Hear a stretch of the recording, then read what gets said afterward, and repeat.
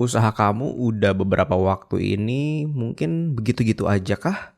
Maju enggak, mundur juga mungkin enggak, ya slow-slow aja. Atau kalau kamu bekerja, kamu ngerasa kok karir gua begitu-begitu aja ya. Rasanya kayak stuck gitu. Well, let's not get stuck ya. Gimana caranya? Yuk kita bahas. Halo, saya Michael Handi, co-founder dari bubblebubble.com dan dosen praktisi bisnis di Prasmo. Dulu, waktu pertama kali membangun bisnis, saya mengalami banyak jatuh bangun. Gak tahu mau tanya siapa dan banyak bingungnya. Karena bisnis itu ternyata tidak semudah teori yang dipelajari di kuliah dan di buku. Podcast ini akan memberikan kamu strategi yang praktikal, tips dan trik sederhana mengenai bisnis dan digital marketing yang relevan dan langsung bisa diaplikasikan di bisnis yang sedang kamu kembangkan atau rencanakan.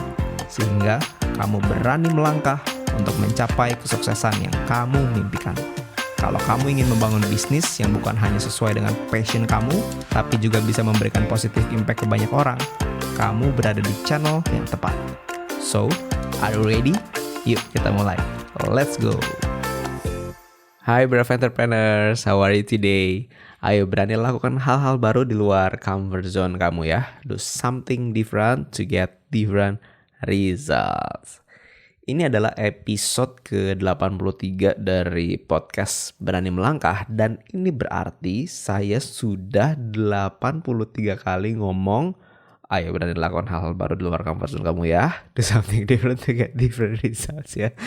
Jadi tergantung kamu sudah berapa banyak episodes yang kamu dengerin ya di episode dari podcast Berani Melangkah with Michael Handi ini ya. Baik kamu pendengar baru maupun pendengar setia, well, ini kind of kayak dalam tanda kutip nih mantranya gitu ya buat podcast ini ya. Karena ini penting loh. Kalau kita mau dapat hasil yang berbeda, ya memang kita harus lakukan hal yang berbeda juga. Teman-teman, kamu pernah nggak dengar statement gini kan? Definisi orang gila adalah orang yang melakukan sesuatu yang sama tapi mengharapkan hasil yang berbeda. Hehe, gitu kan. Nah, makanya di episode ini saya pingin kita sama-sama belajar gitu ya. Gimana sih biar kita tuh nggak stuck sama progres kita ya. Baik itu bisnis kita maupun karir atau profesional gitu. Oke. Jadi first thing first tentu seperti slogan dari podcast ini ya. Kita tuh perlu berani melakukan hal-hal baru ya. Tapi bukan cuma yang baru biasa-biasa aja, tapi hal barunya itu di luar comfort zone kita gitu ya. Jadi semoga setiap kali kamu dengerin episodenya podcast Berani Melangkah, teman-teman lebih aware gitu ya dengan statement pertama yang selalu saya ucapkan, berani lakukan hal-hal baru di luar comfort zone. Maksudnya kan gini, kita tuh melakukan hal-hal baru tapi hal-hal yang mungkin bukan berarti nyeleneh ya, tapi maksudnya mungkin kita nggak berani selama ini. Tapi kalau kita mau maju, kalau kita mau ada progres, ya kita harus berani keluar dari zona nyaman kita gitu ya. Makanya dan di bagian berikutnya kan do something different to get different results ya. Kalau kita lakukannya begitu-begitu aja, ya jangan harap kita bisa mendapatkan hasil yang berbeda. Jadi kalau misalnya kamu dalam beberapa waktu terakhir atau misalnya beberapa tahun terakhir gitu ya, yang kamu lakukan itu begini-begini aja misalnya gitu ya, jangan harap masa depan kamu akan berubah. Atau jangan harap masa depan kamu akan ada perubahan gitu ya. Wah ya, ini kita baru mulai podcast udah dibom dengan statement yang agak keras ya, sorry ya. Tapi ini saya rasa hal yang penting buat kita teman-teman, oke? Jadi kalau kita progresnya begitu-begitu aja, dan itu kan sebetulnya kita bisa prediksi juga masa depan kita seperti apa berdasarkan apa yang kita sudah lakukan di masa lalu gitu kan ya. Karena ya kalau kita misalnya ya dari dulu gue kerja misalnya begini-begini aja, ya kamu expect tapi masa depannya pengen jadi lebih cerah, pengen punya karir yang bagus ya kalau kerja ya. Ya kalau dari dulu kamu begitu-begitu aja dan gak ada perubahan yang kita lakukan, ya sudah bisa diprediksi lah ya masa depannya ya kan begitu-gitu juga ya. Kalau bisnis juga sama kan, ya bisnis gue dari dulu begini-begini aja gitu. Kalau nggak ada yang dirubah, nggak ada faktor-faktor tertentu yang dirubah, ya sudah pasti masa depannya ya begitu-begitu juga, kalau nggak bahkan tambah turun gitu ya. Jadi itu adalah hal yang penting kita perlu aware teman-teman ya. Ini tuh apa ya, kenapa saya selalu ulang statement ini tuh biar nempel, biar inget ya. Karena memang untuk kita berubah, untuk kita berani melangkah, itu tuh memang gak gampang. Butuh usaha, butuh keberanian buat mengambil resiko. Nah, di dalam episode ini saya pengen bahas beberapa hal yang menurut saya praktikal ya. Bagaimana tuh kita bisa sukses gitu ya, membuat terobosan baru. Makanya di judul episode ini adalah kunci sukses membuat terobosan baru. Ada beberapa poin yang menurut saya kamu boleh consider ya teman-teman ya. Oke, yang pertama adalah gini. Kalau kita pengen buat terobosan baru dalam hidup kita mesti tahu kenapanya, why-nya. Kenapa kita mau lakukan itu. Nah, ini adalah menjadi driver kita ya, menjadi alasan kita untuk kita tuh mau melakukan sesuatu ya. Dan ini bisa dari dua sisi ya, apakah dari sisi motivasi atau dari sisi fear atau ketakutan ya. Saya jelasin maksudnya gini. Kalau dari sisi motivasi tuh saya kasih contoh, misalnya sekarang nih kamu lagi in relationship gitu ya. Terus sekarang kamu begini-begini aja gitu. Misalnya kalau punya bisnis, ya bisnisnya masih kecil, mungkin belum terlalu signifikan gitu. Income juga nggak pasti. Atau kalau kamu bekerja, ya bekerja mungkin masih level entry level gitu ya, masih level officer atau staff misalnya gitu. Motivasi itu misalnya gini ya, kamu punya dorongan yang kuat gini. Gue udah pacaran berapa tahun gitu ya, dan rencana merit dalam berapa tahun lagi. Misalnya ya 5 tahun lagi saya mau menikah. Kalau 5 tahun, kalau 3 tahun misalnya, ya anggaplah 5 tahun dulu ya. Jadi kamu punya motivasi gini, gue mesti sukses dalam waktu 5 tahun. Gue tuh mesti punya uang sekian misalnya gitu ya. Karena gue mau merit ya, sedangkan dana untuk menikah itu nggak murah ya, mesti begini begitu, beli segala macem, resepsi lah misalnya gitu ya, belum lagi mesti siapin DP buat cicilan rumah dan seterusnya gitu. Jadi kalau itu jadi driver kamu gitu, nah, itu kan yang menjadi motivasi kan. Kalau misalnya sekarang, misalnya let's say kamu kalau profesional, kamu selama ini kerjanya ya begitu-begitu aja, tandanya kan kamu jadi terbakar kan gitu, kayak oke, gue mesti bergerak sesuatu nih, gue mesti ada perubahan nih gitu kan. Karena kalau enggak, wah bisa jadi karir gue kalau 5 tahun lagi sama seperti sekarang, duitnya nggak kekumpul-kumpul gitu kan. Ya bisnis juga sama ya, kalau bisnis kamu nggak berani, oke gue mesti lakukan sesuatu perubahan nih, breakthrough gimana kayak biar viral kayak, atau ya apanya dirubah misalnya gitu ya. Ya kalau ada driver ini kan yang membuat kamu kayak oke, kalau gua nggak lakukan ini gitu ya. Nah, gitu.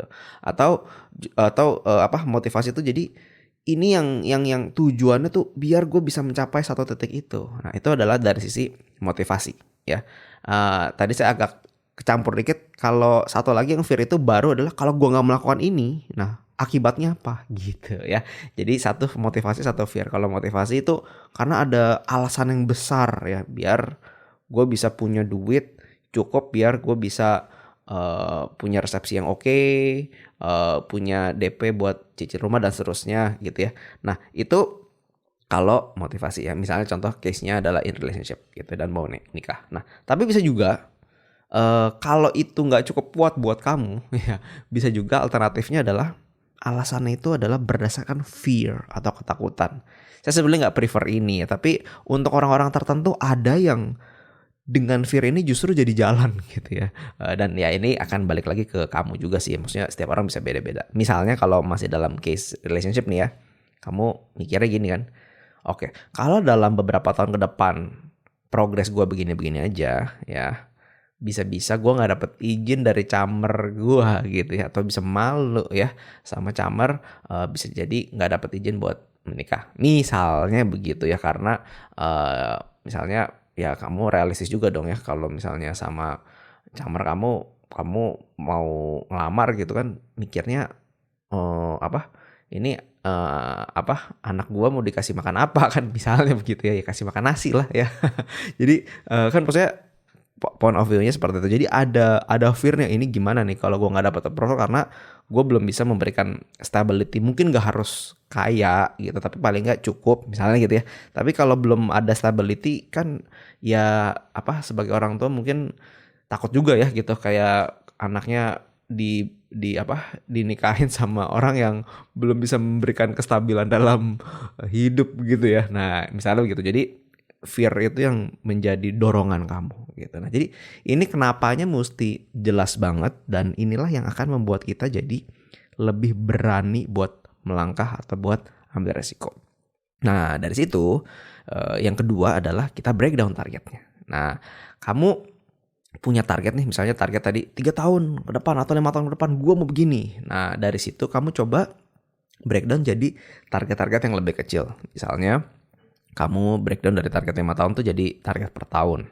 Oke, jadi kamu tahu nih, tahun ini ya, untuk mencapai target besar 5 tahun itu, tahun ini gue mesti ngapain gitu. Tahun ini gue mesti ngapain, dan kalau kamu bisa breakdown jadi target yang lebih kecil lagi. Misalnya target per 2-3 bulan misalnya. Oke, target gue dalam 2-3 bulan ini, atau misalnya dalam 1 quarter ini gitu ya, 3 bulan ya 1 quarter, itu mau ngapain. Nah, terus quarter berikutnya mau ngapain. Nah, jadi itu juga bisa membantu kita biar kita bisa lebih fokus, dan fokusnya bukan kepada hal yang besar banget ya. Kalau halnya besar banget kan mungkin jadi kayak chance nyampainya kayak masih jauh gitu. Nah, tapi target yang lebih kecil gitu. Nah, inilah yang bisa membuat kita juga punya progres gitu. Jadi daripada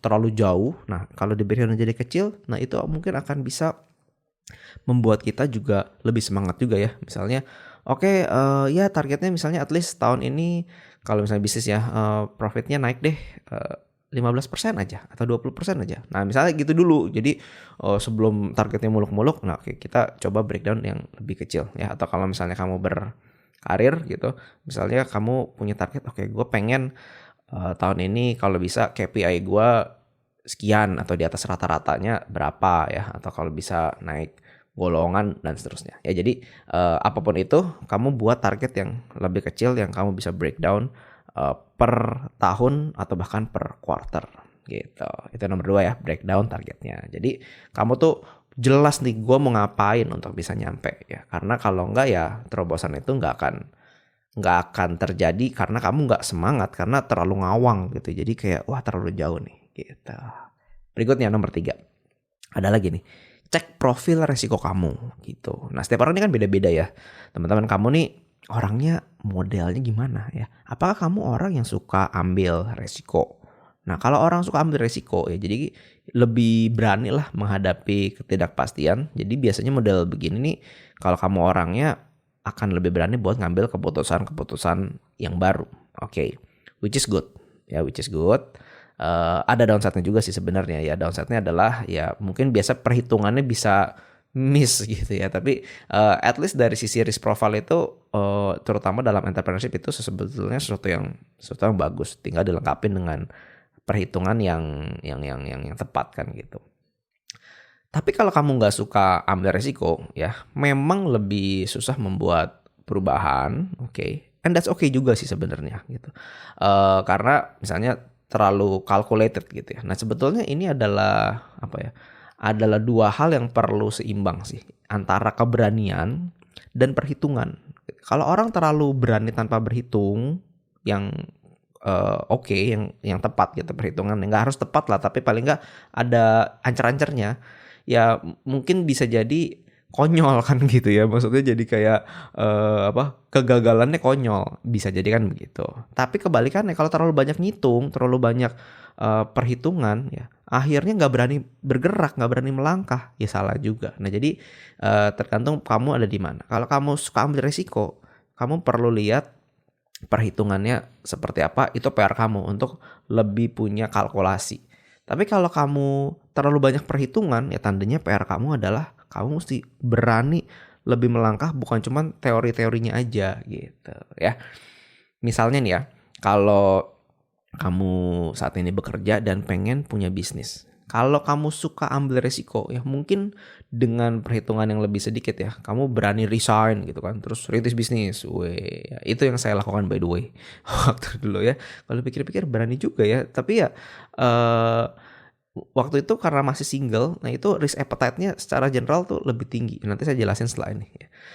Dan kalau kamu nggak suka ambil resiko, kalau posisinya sekarang masih kerja gitu ya, ya kamu bisa mulai dengan nyambi dulu kan. Maksudnya adalah kamu sambil kerja, sambil ngantor, ya kamu kerjain bisnis kamu, side hustle gitu ya. Pas malam, pas weekend gitu ya. Memang lebih capek, but that's okay ya. Itu saya rasa small price to pay ya.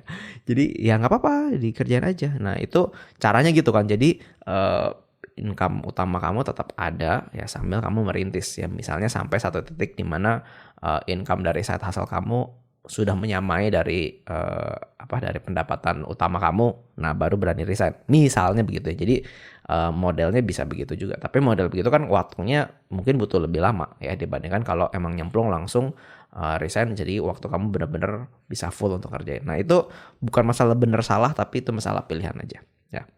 Nah terkait ini tadi saya mau lanjutin mengenai risk appetite-nya single gitu ya, atau kalau sudah menikah. Itu tuh gini teman-teman. Kalau kita masih single ya, belum nikah nih, jadi udah pacaran, saya masih masuk dalam kategori ini ya gitu ya. Apapun profil resiko kamu ya, kesempatan buat ambil resiko yang lebih besar itu secara general tuh masih lebih aman teman-teman. Kenapa? Karena belum punya tanggungan ya. Beda dengan orang yang sudah berkeluarga. Itu biaya hidupnya kan makin besar ya.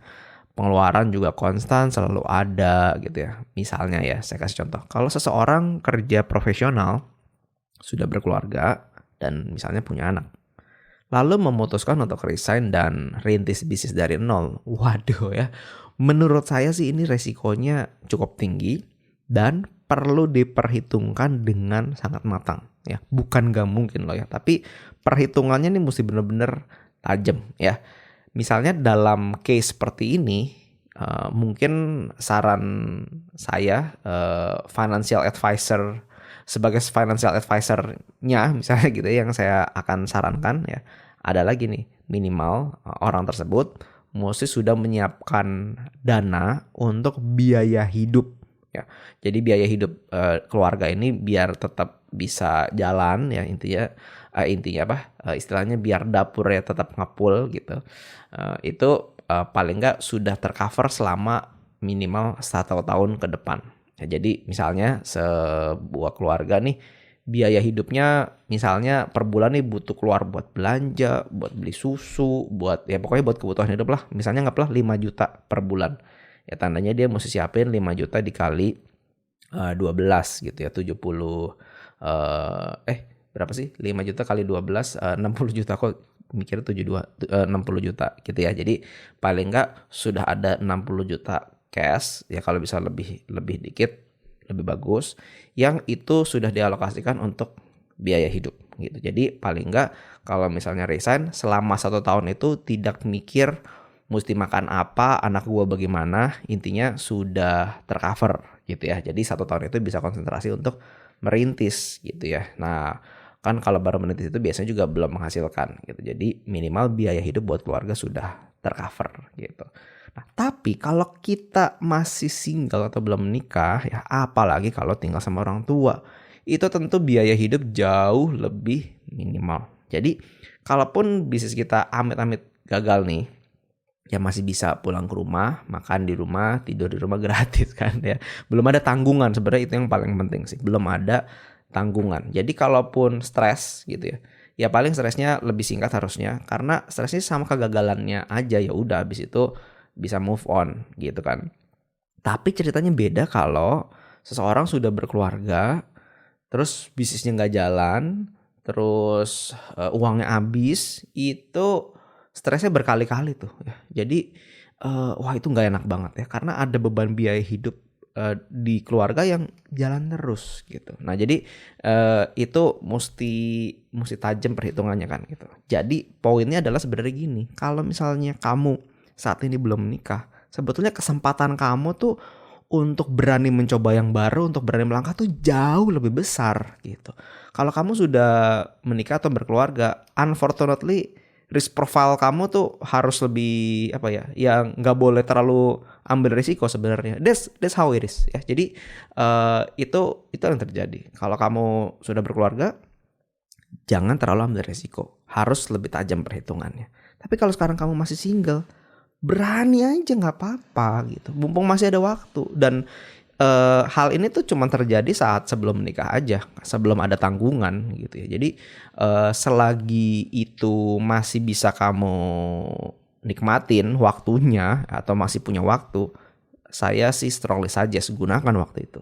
By the time kamu menikah, ceritanya udah beda gitu ya teman-teman ya. Nah, jadi kamu cek profil resiko kamu secara general dan ketahuilah sebelum menikah kamu punya kesempatan yang jauh lebih besar untuk lebih berani karena tanggungan masih belum ada ya. Akan beda ceritanya kalau sudah menikah gitu ya teman-teman ya. Oke.